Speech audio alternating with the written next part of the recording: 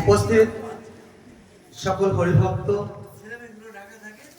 আমার প্রতি পাবন হরিগুরুচাঁদ ঠাকুর, শান্তি সত্যভামা, পাগল গোসাই দলপতি এবং মতুয়া সৈন্য এবং সেনানীগণ, আমার পিতা মাতা সবার শ্রীপাদ পদে ভক্তিপূর্ণ প্রণাম জানিয়ে আমি সংক্ষিপ্ত আকারে দু একটি কথা বলছি। আমার পরম সৌভাগ্য যে এমন একটি মহর্ষি বাড়িতে আমি আসতে পেরেছি।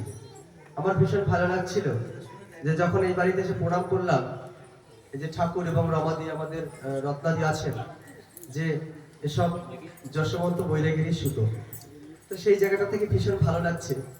আর আমি মনে করি বিশেষ করে আমাদের আশিস ঠাকুর মহাশয়, আমাদের রত্নাদি, আমাদের রমাদি, এরা এমন একটা বংশধর তথা স্বরূপ দাস বা যজ্ঞেশ্বর ঠাকুরের বংশধর, যে যজ্ঞেশ্বর ঠাকুর একটা ত্যাগের প্রতীক। কিরকম ত্যাগ আপনারা জানেন, শ্রী শ্রী হরিচাঁদ ঠাকুর যখন মৃত্যুবরণ করেন, তারপর তার ভ্রাতুষ্পুত্র যজ্ঞেশ্বর ঠাকুর প্রায় 3 দিনের বেশি তিনি একেবারে না খেয়েছিলেন এবং জ্যাঠা অন্ত প্রাণ ছিলেন যজ্ঞেশ্বর ঠাকুর। হরিচাঁদ ঠাকুরের কথা যদি কেউ পুনঃভাবে মেনে থাকেন এবং সঠিক নিয়ম নীতিতে কেউ মেনে থাকেন, তিনি হচ্ছেন যজ্ঞেশ্বর ঠাকুর। আর সেই ঠাকুরের রক্ত এদের শরীরে বইছে, তাই আমি আবার তাদের পায়ে প্রণাম জানাই। শ্রী শ্রী হরিচাঁদ ঠাকুরের যে আপনারা শ্রী বারণী বলেন বা আমরা বলি, মূলত এটা জন্মোৎসব। এই জন্মোৎসব যদি যজ্ঞেশ্বর ঠাকুর শুরু না করতেন, তবে হয়তো আপনি আমি আজ সেটা মোড়াকান্দি বা ঠাকুর বাড়িতে গিয়ে পেতাম না, কারণ এটা যজ্ঞেশ্বর ঠাকুরই শুরু করেছিলেন। তার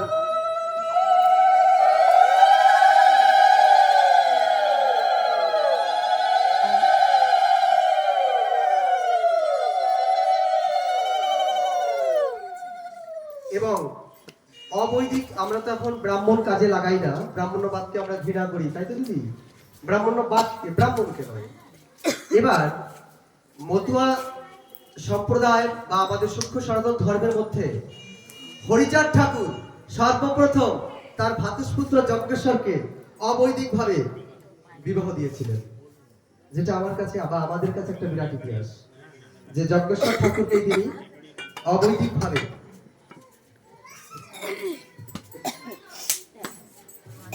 অবৈদিকভাবে বিয়ে দিয়েছিলেন। শুধু সেখানেই শেষ নয়, এই যজ্ঞেশ্বর ঠাকুর যখন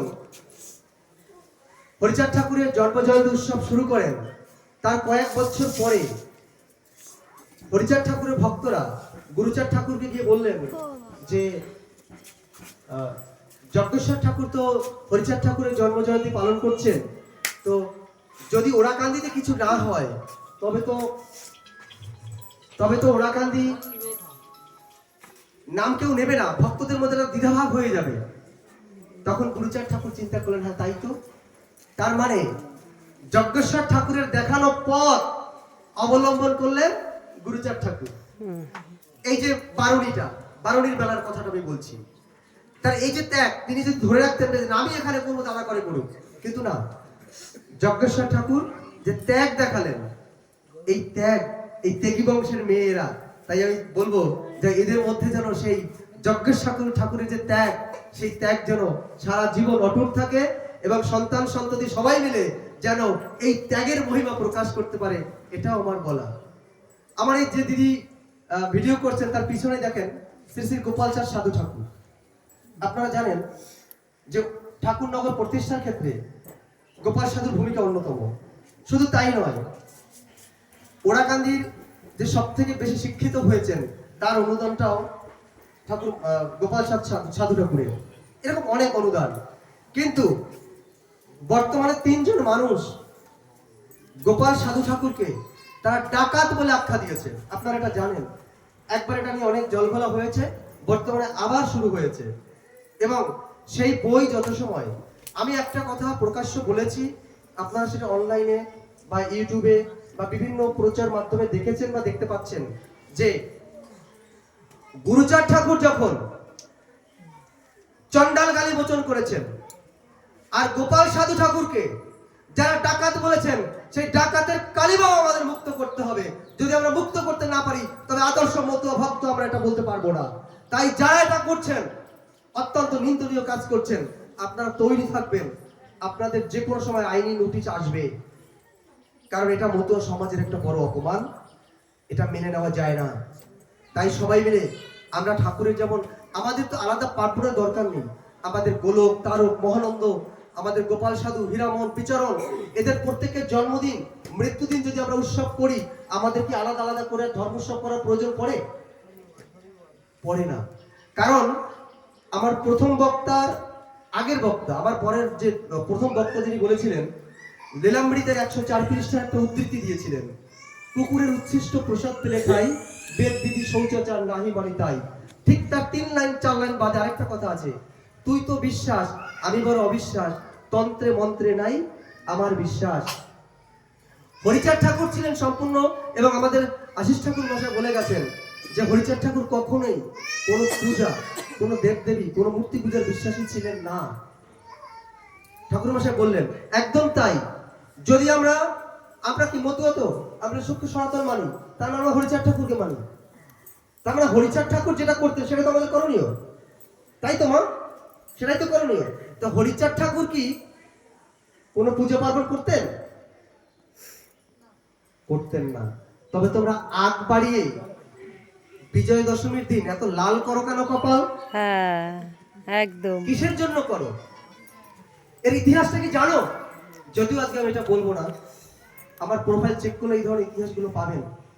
যারা সত্যি জানার ইচ্ছা আছে, এগুলো জানলে পরে আপনিও যাবেন না, আপনার সন্তানকেও আপনি পাঠাবেন না, কারণ এত বড় করুণ ইতিহাস। আমি সেদিকে যাচ্ছি না। তো হরিচাঁদ ঠাকুর ছিলেন সম্পূর্ণ বেদ বিরোধী। ইসলাম ধর্মের হযরত মুহাম্মদ সাল্লাল্লাহু আলাইহি সাল্লাম, যারা মুসলিম তারা কোরআন শরীফ মানেন, আল্লাহকে মানেন, তারা হাদিসকে মানেন। কিন্তু যদি একটা কিছু না মানেন, কিংবা বিরক্ত বোধ করছো, যদি এর একটা কিছু না মানে, তবে সে মুসলিম না। আর হরিচাঁদ ঠাকুরকে যদি মানতে হয়, তবে সবার আগে ওই ব্রাহ্মণ্যবাদকে যতদিন আপনি ছাড়িয়ে বিদায় করতে না পারবেন, ততদিন আপনি মতুয়া ঘরের সন্তান, মতুয়ার উত্তরসূরি শ্রী শ্রী হরিচাঁদ ঠাকুর আপনার প্রাণের দেবতা বা প্রাণের আরাধ্য মানুষ আপনি বলতে পারবেন না।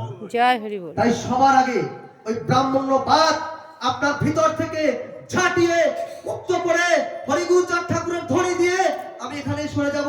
সবাইকে একবার বলবো জয় হরি বল। জয় জয় শান্তি হরি।